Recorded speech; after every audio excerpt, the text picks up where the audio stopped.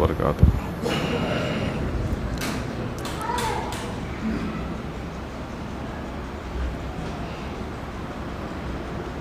الحمد للہ رب العالمین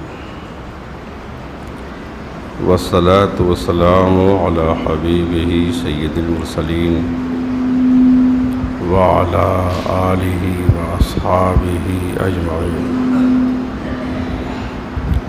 درود و سلام کا ہدیہ پیش کریں۔ اللہم صلی علی سیدنا مولانا محمد معدن الجود والکرم وآلہ وآلہ وسلم صلاۃ و سلام علیک یا رسول اللہ صلی اللہ علیہ وسلم۔ حضرات، آج ہم ام المومنین حضرت جویریہ رضی اللہ تعالی عنہا کے کچھ حالات بیان کریں گے۔ نبی کریم صلی اللہ علیہ وسلم کی ازواج مطہرات میں سے 7 بیویوں کا ذکر ہو چکا ہے۔ سیدہ حضرت خدیجہ رضی اللہ تعالی عنہا اور سیدہ حضرت سودا رضی اللہ تعالی عنہا، اپنی ماؤں کے نام ہم کو یاد رکھنا چاہیے۔ سیدہ حضرت عائشہ صدیقہ رضی اللہ تعالی عنہا، سیدہ حضرت حفصہ رضی اللہ تعالی عنہا، سیدہ حضرت زینب بنت خزیمہ رضی اللہ تعالی عنہا، سیدہ حضرت ام سلمہ رضی اللہ تعالی عنہا اور سیدہ حضرت زینب بنت جہش رضی اللہ تعالی عنہا۔ یہ 7 پاک ماؤں کا ذکر ہوا۔ ان میں سے حضرت خدیجہ اور حضرت زینب بنت خزیمہ رضی اللہ عنہما وفات پا چکی تھیں، اور 5 بیویاں اس وقت ساتھ میں تھیں۔ ہمارے حضور کے ساتھ پہ 5 بیویاں جمع تھیں۔ 8ویں نمبر پر حضور اقدس سید عالم صلی اللہ علیہ وسلم کے حرم میں آنے والی خاتون سیدہ ام المومنین حضرت جویریہ رضی اللہ تعالی عنہا ہیں۔ ان کا نام پہلے برہ تھا۔ برہ کے معنی نیکوکار، نیکوکار خاتون۔ پھر جب ہمارے حضور کے حرم میں وہ آئی ہیں تو حضور نے ان کا نام بدل کر کے جویریہ رکھ دیا۔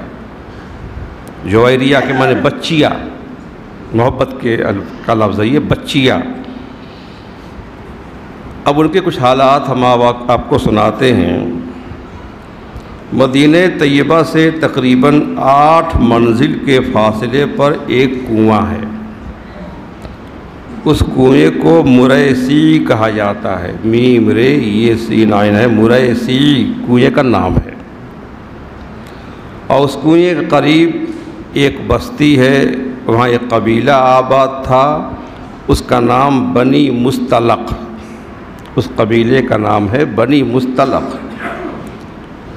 اور اس قبیلے سے ایک غزوہ ہوا تھا، اسلامی جہاد ہوا تھا۔ مریسی کنواں جہاں ہے وہاں ایک میدان ہے، اس مریسی کے میدان میں غزوہ ہوا تھا۔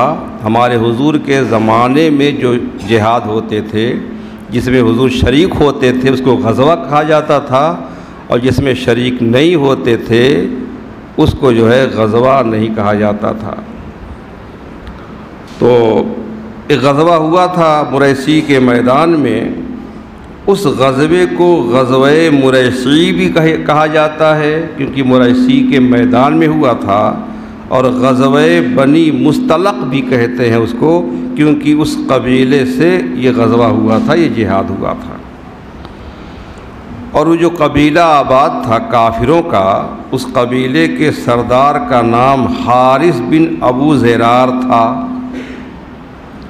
اس قبیلے کے لوگ اپنے سردار کے ساتھ رہزنی کرتے تھے، ڈاکہ مارتے تھے، لوٹ مار کرتے تھے، اور اس قبیلے کے لوگ حضور سید عالم صلی اللہ علیہ وسلم سے اور اسلام سے سخت دشمنی رکھتے تھے۔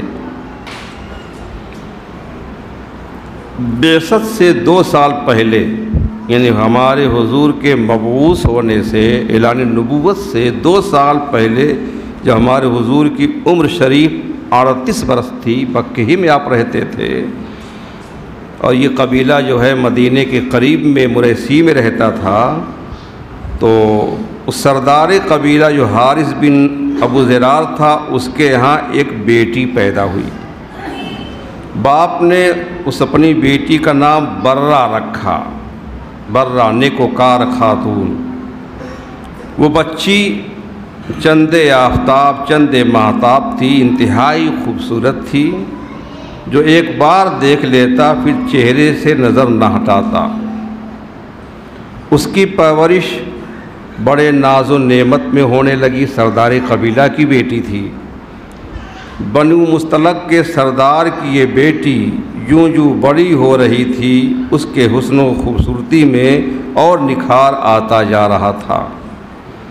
باپ بھی اس کی ہر خواہش کو مقدم رکھتا اور جو کہتی اسے پورا کرتا۔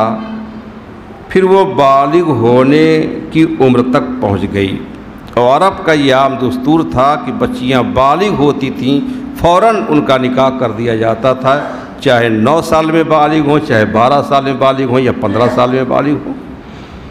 بالغ ہو گئیں وہ۔ اب ان کی شادی کی فکر دامن گیر ہوئی سردار قبیلہ اور اس کی بیوی کو۔ ایک دن حارث جو قبیلے کا سردار تھا اور اس کی بیوی دونوں بیٹھے ہوئے تھے، باتیں کر رہے تھے۔ بیوی نے بات چھیڑ دی کہ برہ اب اس قابل ہے کہ اس کی شادی کر دی جائے۔ حارث نے کہا کہ صحیح کہتی ہو، مجھے بھی اس کا احساس ہے۔ میاں بیوی بیٹھے ہوئے یہ باتیں کر رہے تھے کہ اسی درمیان صفوان آ گیا، ایک شخص صفوان، جو ان کے اپنے ہی قبیلے کا مشہور آدمی تھا۔ اس نے بیٹھتے ہوئے پوچھا کہ کیا باتیں ہو رہی تھیں؟ حارث نے کہا کہ برہ بیٹی کی شادی کے بارے میں ہم سوچ رہے تھے۔ صفوان نے کہا اس میں سوچنے کی کیا بات ہے؟ میرا بیٹا مسافر ہے، نوجوان ہے، خوبصورت بھی ہے، میں اپنے لڑکے مسافر کے لیے یہ رشتہ لے کر آیا ہوں۔ میاں بیوی دونوں ایک دوسرے کی طرف دیکھ کر مسکرائے اور رشتہ طے ہو گیا، اور جلد ہی مسافر اور برہ کی آپس میں شادی ہو گئی۔ برہ اور مسافر بڑی خوشگوار زندگی بسر کر رہے تھے۔ اب ہمارے حضور نے اعلان نبوت بھی فرما دیا ہے، مکے سے مدینہ ہجرت کر کے آ گئے ہیں۔ ایک دن برہ اپنی خوابگاہ میں آرام کر رہی تھی کہ یہ خواب دیکھا اس نے۔ خواب یہ دیکھا کہ یثرب کی طرف سے، یثرب مدینے کو کہتے تھے، یثرب کی طرف سے ایک چاند چلتا آ رہا ہے، یہاں تک کہ وہ چاند میری آغوش میں اتر آیا ہے۔ انہوں نے یہ خواب بیان کیا۔ خواب دیکھنے کے فوراً بعد آنکھ کھل گئی اور اس پر غور کرنے لگیں کہ اس کی تعبیر کیا ہو سکتی ہے۔ انہوں نے اس خواب کا ذکر کسی سے نہیں کیا، سوچتی رہیں۔ پھر ان کے کانوں میں کئی لوگوں کی آوازیں گونجنے لگیں کہ محمد بن عبداللہ کا دین پھیلتا جا رہا ہے صلی اللہ علیہ وسلم۔ وہ کافر تھے وہ لوگ۔ محمد بن عبداللہ کا دین دن بدن پھیلتا جا رہا ہے۔ جو ایک بار اسلام کے حلقے میں داخل ہو جاتا ہے پھر اس پر مر مٹتا ہے۔ حضور کے غلاموں اور عاشقوں کی مثال دنیا میں کہیں نہیں ملتی۔ حارث اور مسافر یعنی برہ کا باپ اور اس کا شوہر دونوں اسلام کے سخت مخالف تھے۔ ان کو اسلام کا پھیلنا بالکل گوارا نہ تھا، اس لیے حارث نے مدینے پر یلغار کی نیت سے تیاریاں شروع کر دیں کہ مدینے پہ حملہ کر کے اسلام کو ختم ہی کر دیا جائے۔ حضور اقدس سید عالم صلی اللہ علیہ وسلم کو یہ خبر پہنچ گئی کہ قبیلے بنو مستلق کے سردار حارث بن زرار نے حضور کے ساتھ جنگ کے لیے بہت سے افراد کو جمع کر لیا ہے۔ حضور نے خبر کی تصدیق کرنے کے لیے اور حالات معلوم کرنے کی غرض سے حضرت بریدہ بن حصیب کو بھیجا کہ جاؤ وہاں کے حالات معلوم کر کے آؤ۔ بریدہ بن حصیب رضی اللہ تعالی عنہ وہ گئے۔ چلتے چلتے جب وہ قبیلہ بنو مستلق میں پہنچے تو وہاں ایک لشکر دیکھا۔ بنو مستلق کے لوگوں نے بریدہ کو دیکھ کر پوچھا تم کون ہو؟ جواب دیا تم ہی میں سے میں ہوں۔ یہ لڑائی کا معاملہ ہے، خلاف واقع بات کہنا درست ہے۔ تم ہی میں سے میں ہوں۔ جب مجھے محمد بن عبداللہ صلی اللہ علیہ وسلم کے خلاف تمہاری لشکر کشی کی خبر پہنچی ہے تو میں چلا آیا۔ میں نے سنا کہ تم لوگ جو ہے محمد بن عبداللہ کے خلاف لشکر لے کر جا رہے ہو، میں آیا۔ میں اپنی قوم اور ان لوگوں میں جا کر پھروں گا جو میری بات مانتے ہیں، اس طرح ہم سب ایک جان ہو کر انہیں جڑ سے اکھاڑ پھینکیں گے۔ حضرت بریدہ کی بات سن کر خاندان بنو مستلق کا سردار حارث بن ابو زرار کہنے لگا ہم بھی یہی چاہتے ہیں، لہذا اس کام میں دیر مت کرو، جاؤ لوگوں کو اکٹھا کرو۔ حضرت بریدہ نے کہا میں ابھی جا کر اپنی قوم کا ایک بڑا لشکر تمہارے پاس لے آتا ہوں۔ انہوں نے صحیح کہا تھا۔ اس پر وہ لوگ خوش ہو گئے۔ پھر حضرت بریدہ واپس آئے اور حضور کو ان کے ناپاک ارادوں کے بارے میں بتایا۔ یہ سن کر حضور نے لوگوں کو جنگ کے لیے بلایا تو شمع رسالت کے پروانے جو ہر وقت جان کی بازی لگانے کے لیے تیار رہتے تھے فوراً لبیک کہتے ہوئے حاضر خدمت ہو گئے۔ یہ سن 5 ہجری کا واقعہ تھا۔ شعبان کی 2 راتیں گزر چکی تھیں۔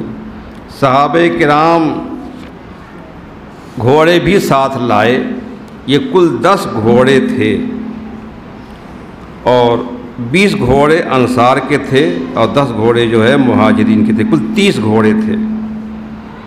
اور پھر ہمارے حضور نے اپنے پیچھے زید بن حارثہ کو، حضرت ابوذر غفاری کو جو ہے خلیفہ مقرر فرما دیا اور اپنی پاک بیویوں میں سے حضرت عائشہ صدیقہ کو، حضرت ام سلمہ کو اپنے ساتھ لیا، 2 بیویوں کو ساتھ میں لیا۔ اور اس غزوے میں بہت سے ایسے منافقین بھی شریک ہوئے جو پہلے کبھی کسی غزوے میں شریک نہیں ہوئے تھے۔ انہی میں سے عبداللہ بن ابی بن سلول اور زید بن سلط، یہ دونوں منافق تھے۔ انہیں جہاد میں شریک ہونے کا کوئی شوق نہیں تھا، بلکہ ان کی غرض کیا تھی کہ تھوڑے سے سفر کرنے سے بڑا فائدہ ہوگا، مال غنیمت ہاتھ آئے گا۔ اللہ کے پیارے نبی صلی اللہ علیہ وسلم سفر کرتی ہوئی جب اس مقام پر پہنچے جہاں پڑاؤ کرنا تھا تو یہاں بنو عبد القیس کے ایک آدمی نے حاضر ہو کر حضور کو سلام عرض کیا۔ آپ نے پوچھا تمہارا گھر بار کہاں ہے؟ اس نے عرض کیا روحا کے مقام میں۔ فرمایا کہاں کا ارادہ ہے؟ اس نے عرض کیا میں بس حضور ہی کے پاس آنا چاہتا تھا اور میں اس لیے حاضر ہوا ہوں کہ آپ پر ایمان لاؤں اور جو آپ اللہ کے پاس سے لائے ہیں اس کے حق ہونے کی گواہی دوں اور آپ کے ساتھ رہ کر کے آپ کے دشمنوں سے لڑوں۔ اس پر پیارے آقا صلی اللہ علیہ وسلم نے اللہ کی حمد و ثنا بیان کرتے ہوئے فرمایا الحمدللہ الذی ہداک للاسلام، سب خوبیاں اللہ کے لیے ہیں جس نے تمہیں اسلام کی دولت عطا فرمائی۔ نبی کریم کے پاس مشرکین کا ایک جاسوس پکڑ کر لایا گیا۔ اسے قبیلہ بنو مستلق کے سردار حارث بن ابو زرار نے حضور کے بارے میں خبر لانے کے لیے بھیجا تھا۔ حضور نے اس سے لشکر کفار کے بارے میں پوچھا، اس نے کچھ نہ بتایا۔ پھر حضور نے اسے اسلام قبول کرنے کی دعوت دی، اس نے اس سے بھی انکار کر دیا تو ہمارے حضور صلی اللہ علیہ وسلم نے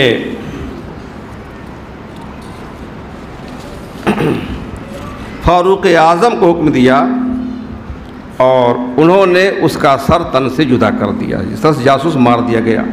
جب حارث کو رسول اقدس کے جنگ کے لیے کوچ فرمانے اپنے جاسوس کے قتل کا علم ہوا تو وہ اور اس کے ساتھ والے بہت رنجیدہ اور ملول ہو گئے۔ انہیں بہت زیادہ خوف لاحق ہوا۔ اس کی وجہ سے اس کے ساتھیوں کی ایک بہت بڑی جماعت اس سے الگ ہو گئی اور انہوں نے جنگ میں شریک ہو کر اس کا ساتھ دینے سے انکار کر دیا۔ جب اسلامی لشکر مریسی کے میدان میں پہنچا تو وہاں اللہ کے حبیب کے لیے چمڑے سے بنا ہوا ایک خیمہ نصب کیا گیا۔ حضرت عائشہ صدیقہ اور حضرت ام سلمہ بھی حضور کے ساتھ تھیں۔ پھر مسلمانوں نے جنگ کی تیاری کی۔ سرکار نے مہاجرین کا جھنڈا صدیق اکبر کو یا عمار بن عاصر کو دیا اور انصار کا جھنڈا سعد بن عبادہ کے ہاتھ میں دیا، اور فاروق اعظم کو حکم فرمایا کہ وہ یہاں کے لوگوں کو سے یہ کہیں کہ تم لوگ لا الہ الا اللہ کا اقرار کر لو، کلمہ پڑھ کے مسلمان ہو جاؤ، اس سے تم لوگ اپنی جانوں اور مالوں کو محفوظ کر لو گے، تمہاری جانیں محفوظ ہوں گی، تمہارے مال محفوظ ہوں گے، تم سے کوئی لڑائی نہیں ہوئی۔ حضور کے فرمان کے مطابق فاروق اعظم نے انہیں اسلام کی دعوت پیش کر دی، لیکن انہوں نے اسلام قبول کرنے سے انکار کر دیا۔ اسی لمحے دونوں طرف سے تیر اندازی شروع ہو گئی۔ پھر اللہ کے رسول نے اپنے صحابہ کو حکم فرمایا تو انہوں نے ایک بارگی حملہ کر دیا۔ آخر اللہ تعالیٰ نے مسلمانوں کو فتح عطا فرمائی۔ مسلمانوں کی طرف سے کوئی جان ضائع نہ ہوئی، صرف ایک صحابی اس میں شہید ہوئے، ان کا نام ہشام بن صبابہ تھا، اور وہ ایک انصاری شخص کے ہاتھ سے شہیدی غلط فہمی میں انہوں نے ان کو کافر سمجھ کے قتل کر دیا تھا۔ تو ایک جان صرف گئی اور کافروں کے 10 افراد ہلاک ہوئے، اور باقی سب عورتیں، مرد اور بچے جن کی تعداد 700 یا اس سے زیادہ تھی، سب قیدی بنا لیے گئے۔ ان کے جانور ہانک لائے گئے، جو 2000 اونٹ اور 5000 بکریاں تھیں، اور کچھ لوگ وہاں سے فرار ہو گئے تھے۔ انہی میں سردار قبیلہ حارث بن ابو زرار تھا، وہ بھی فرار ہو گیا تھا، اور برہ کا جو شوہر مسافر تھا وہ اس میں مسلمانوں کے ہاتھ قتل ہو گیا تھا۔ پیارے آقا صلی اللہ علیہ وسلم نے اپنے غلام حضرت شکران کو ان پر نگراں مقرر فرمایا۔ قیدیوں میں قبیلے بنو مستلق کے سردار حارث بن زرار کی بیٹی بھی تھی، حضرت برہ، جو بعد میں جویریہ جن کا نام ہوا، وہ بھی گرفتار ہوئی تھی، وہ بھی قیدی بن گئی تھی۔ اللہ کے رسول صلی اللہ علیہ وسلم کے حکم سے قیدیوں کے ہاتھ پیچھے کر کے باندھ دیے گئے، اور حضرت بریدہ کو حضور نے ان پر نگراں مقرر فرما دیا۔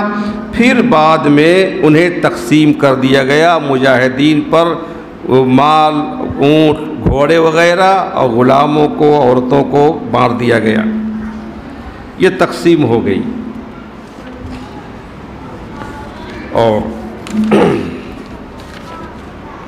ہم نے عرض کیا کہ جن کو گرفتار کر کے قیدی بنایا گیا تھا، انہی میں سردار قوم کی بیٹی برہ بھی تھیں۔ ان کا باپ حارث بن زرار فرار ہو گیا تھا، اور ان کا شوہر مصافح بن صفوان جو اسلام کا سخت دشمن تھا، اس جنگ میں مارا جا چکا تھا۔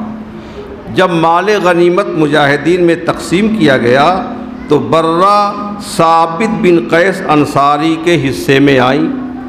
جب مرد تھے وہ غلام بنا لیے جاتے تھے، جو عورتیں ہوتی تھیں ان کو باندی بنا دیا جاتا تھا۔ تو یہ برہ جو شہزادی تھی، سردار قبیلہ کی بیٹی تھیں، وہ ثابت بن قیس انصاری کے حصے میں آئیں۔ سردار کی بیٹی تھیں، حوصلہ مند تھیں، بڑی غیرت والی تھیں۔ انہوں نے غلامی کو گوارا نہ کیا۔ انہوں نے ثابت بن قیس سے معاملہ طے کیا کہ وہ انہیں 9 اوقیہ سونا دیں گی اور انہیں آزادی مل جائے گی۔ کوئی بھی باندی یا غلام آزاد ہونا چاہے تو اپنے آقا سے کہے مجھ کو آزاد کر دو، اور اس کا آقا کچھ مال طے کر دے کہ اتنا مال تم مجھے دے دو، تم کو آزادی مل جائے گی۔ اس کو مکاتبت کہتے ہیں۔ تو 9 اوقیہ سونا پر معاملہ طے ہو گیا کہ یہ دے دیں تو آزاد ہو جائیں گی۔ اس پر دونوں کا اتفاق ہو گیا۔ ظاہر ہے یہ سب واقعات ہو رہے تھے، وہ اپنے گھر پر نہیں تھیں، اپنے وطن میں نہیں تھیں کہ گھرانہ اور قبیلہ ان کی مدد کو آتا۔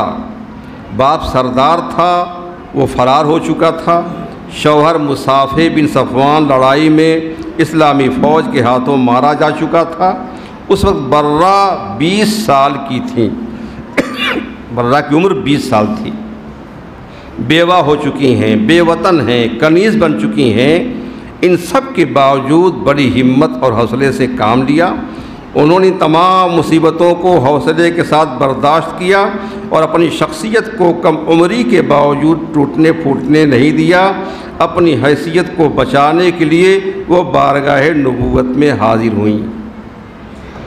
اس کی کچھ تفصیل یہ ہے، حضرت ام المومنین حضرت عائشہ صدیقہ فرماتی ہیں کہ جویریہ، نام بعد میں جویریہ ہو گیا، برہ جویریہ ایک ہی ہیں۔ جویریہ بڑی شیریں، ان کی باتیں بڑی میٹھی تھیں، شہزادی تھیں، باتیں بڑی میٹھی تھیں، ملیح تھیں، بہت خوبصورت تھیں، صاحب حسن و جمال عورت تھیں، جو کوئی انہیں دیکھتا فریبتا ہو جاتا تھا۔ کہتی ہے عائشہ کہ لڑائی سے فارغ ہو کر مال غنیمت کو تقسیم کر کے قیدیوں کو تقسیم کرنے کے بعد رسول اکرم صلی اللہ علیہ وسلم ایک چشمے کے کنارے میرے پاس تشریف فرما تھے۔ ہم بیٹھے تھے، حضور بیٹھے تھے کہ اچانک جویریہ آتی دکھائی پڑی۔ فرماتی ہیں کہ جب جویریہ کو میں نے دیکھا کہ آ رہی ہیں تو غیرت کے غلبے سے مجھے ایسا لگا کہ کہیں رسول اکرم ان کی طرف خاص توجہ نہ فرما دیں اور انہیں اپنی زوجیت میں نہ لے لیں، اتنی حسین و خوبصورت تھیں وہ۔ جب حضرت جویریہ آئیں تو انہوں نے سب سے پہلے یہ بات کہی کہ یا رسول اللہ، میں مسلمان ہو کر حاضر ہوں، میں گواہی دیتی ہوں اشہد ان لا الہ الا اللہ وانک رسولہ، اللہ کے سوا کوئی معبود نہیں ہے، اور میں یہ بھی گواہی دیتی ہوں کہ آپ اللہ کے رسول ہیں۔ اور کہنے لگیں کہ میں حارث بن زرار کی بیٹی ہوں، اس قبیلے کا سردار اور پیشوا ہے، اب لشکر اسلام کے ہاتھوں میں قید ہوں اور ثابت بن قیس انصاری کے حصے میں آ گئی ہوں۔ غلامی کی زندگی مجھے گوارا نہیں ہے، میں کسی کی کنیز بن کر رہنا نہیں چاہتی۔ ثابت بن قیس نے مجھے 9 اوقیہ سونے پر مکاتب بنا دیا ہے کہ میں 9 اوقیہ سونا دے دوں، وہ مجھے آزاد کر دے گا۔ میں اتنا سونا نہیں ادا کر سکتی، میرے پاس کچھ ہے نہیں، میں آپ کی بارگاہ میں حاضر ہوئی ہوں کہ آپ میری مدد فرمائیں۔ یہ سب باتیں جب جویریہ نے کہیں تو رسول اکرم صلی اللہ علیہ وسلم نے فرمایا فَهَلْ لَكَ إِلَىٰ مَا هُوَ خَيْرٌ، کیا میں اس سے بہتر طریقہ نہ بتاؤں؟ انہوں نے کہا ہاں آپ ضرور بتائیں۔ تو فرمایا کہ جو رقم طے ہوئی ہے 9 اوقیہ سونا، وہ رقم میں اپنے پاس سے ادا کر دوں اور تم سے نکاح کر لوں۔ جویریہ نے خوشی سے مان لیا اور ہاں کہہ دیا۔ اس کے بعد رسول اکرم صلی اللہ علیہ وسلم نے ان کی وہ رقم ادا کر کے ان سے نکاح کر لیا۔ اس طرح سے حضرت جویریہ کا خواب پورا ہو گیا، جو بھی 3 دن پہلے خواب میں دیکھا تھا کہ یثرب سے یا مدینے سے چاند چلتا ہوا آیا ہے اور میری آغوش میں اتر آیا ہے۔ اس موقع پر رسول پاک صلی اللہ علیہ وسلم کی معاملہ فہمی، دور اندیشی، دلی ہمدردی نبوت کے شایان شان ظاہر ہوئی، اور جویریہ کے فدا ہونے اور رسول پاک کی مرضی پر ادنا جھجک کے بغیر قربان ہو جانا یہ کوئی آسان کام نہیں تھا۔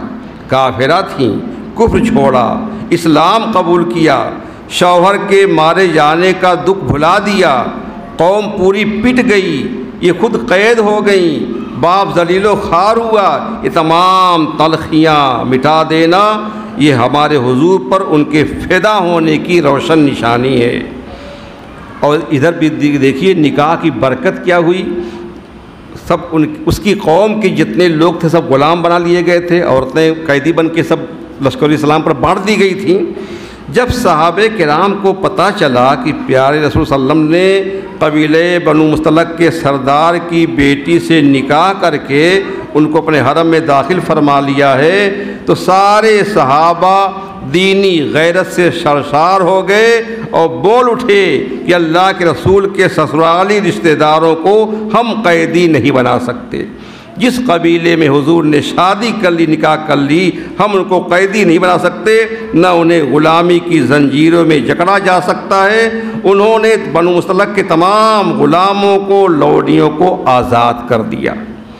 اس طرح جویریہ کو زوجیت میں لینے کی ایسی برکت ظاہر ہوئی کہ بنو مصطلق کے 100 گھرانوں کو، اور ایک روایت کے مطابق 200 گھرانوں کو آزادی کی دولت نصیب ہو گئی۔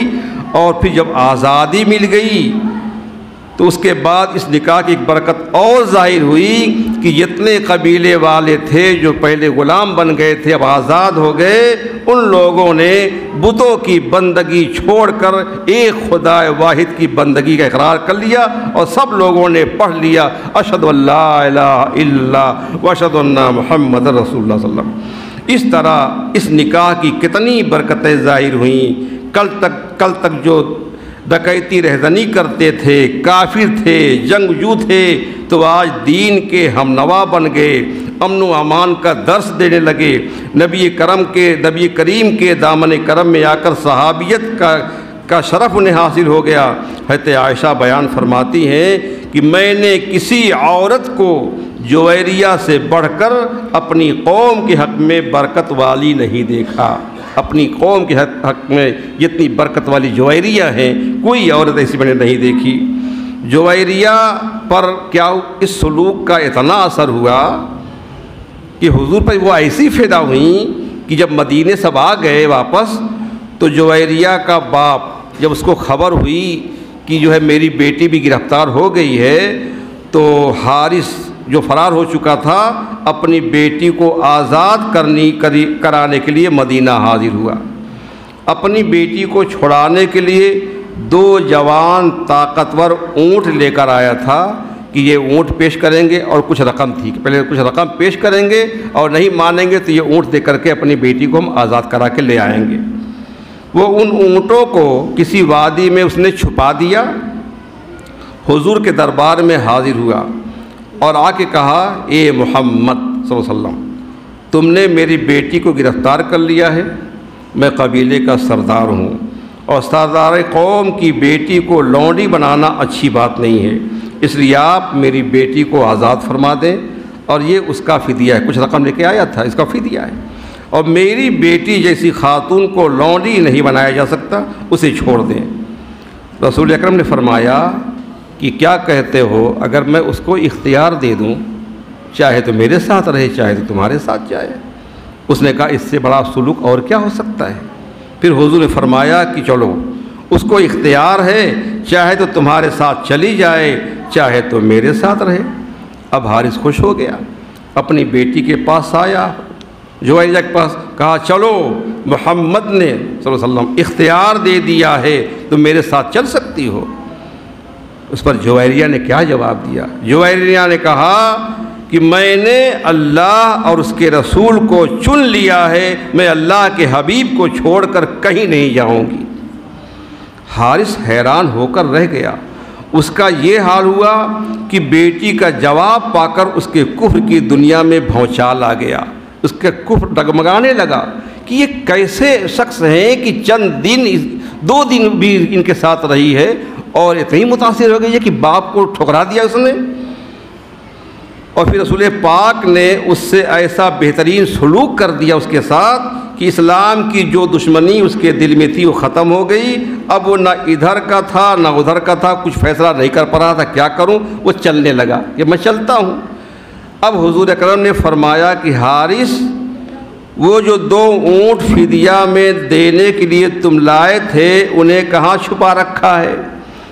دونوں اونٹوں کو چھپا دیا تھا اور کسی کو خبر نہیں تھی، صرف وہی حارث ہی جانتا تھا۔ حضور نے یہ غیب کی خبر جب اس کو دے دی، انہیں کہاں چھپا رکھا ہے؟ اب حارث مکمل طور پر اپنے جاہلی وجود کو کھو چکا تھا، فوراً اس نے کلمہ پڑھ لیا، لا الہ الا اللہ محمد رسول اللہ صلی اللہ علیہ وسلم، اور رسول پاک کے دامن کرم سے وابستہ ہو گیا۔ حضرت جویریہ بنت حارث کے تمام بھائی بہن، والد اور قبیلے کے سارے لوگ اسلام کی دولت سے مالا مال ہو گئے۔ جویریہ کے لیے مسجد نبوی کے قریب ہی پاک بیویوں کے حجروں سے متصل ایک حجرہ تعمیر کیا گیا، اس کی دیواریں کچی اینٹوں کی تھیں، چھت کھجور کی شاخوں سے بنائی گئی تھی جسے گارے سے لیپ دیا گیا تھا۔ دروازے پر ٹاٹ کا پردہ تھا جو 3 ہاتھ لمبا اور 1 ہاتھ چوڑا تھا۔ جویریہ بہت ہی بابرکت خاتون تھیں اور حضور کے حرم میں آ جانے کے بعد بڑی عبادت گزار اور اللہ کا ذکر کرنے والی خاتون بن گئیں۔ ایک دن رسول اکرم نماز فجر کے بعد حضرت جویریہ کے حجرے میں تشریف لائے۔ وہ اپنے مصلے پر ہی بیٹھی عبادت میں مشغول تھیں، اس لیے حضور اس وقت لوٹ آئے، لیکن چاشت کے وقت، ناشتے کے وقت پھر ان کے حجرے میں تشریف لائے اور اس وقت بھی مصلے پر تشریف فرما تھیں۔ رسول اکرم نے ان سے پوچھا کہ جویریہ کیا تم صبح سے اسی طرح عبادت میں مشغول ہو؟ عرض کی ہاں۔ تو حضور نے فرمایا میں نے یہاں سے جانے کے بعد 4 کلمات زبان سے ادا کیے ہیں، اگر ان کلمات کو ان سے موازنہ کیا جائے جو تم نے پڑھے ہیں تو یہ کلمات تمہارے اوراد سے بھاری نکلیں، یعنی 4 کلمے ہیں، وہ اگر پڑھ لو تو جتنا تم نے اب تک پڑھا ہے صبح سے اب تک اس پر بھاری ہو جائیں گے وہ۔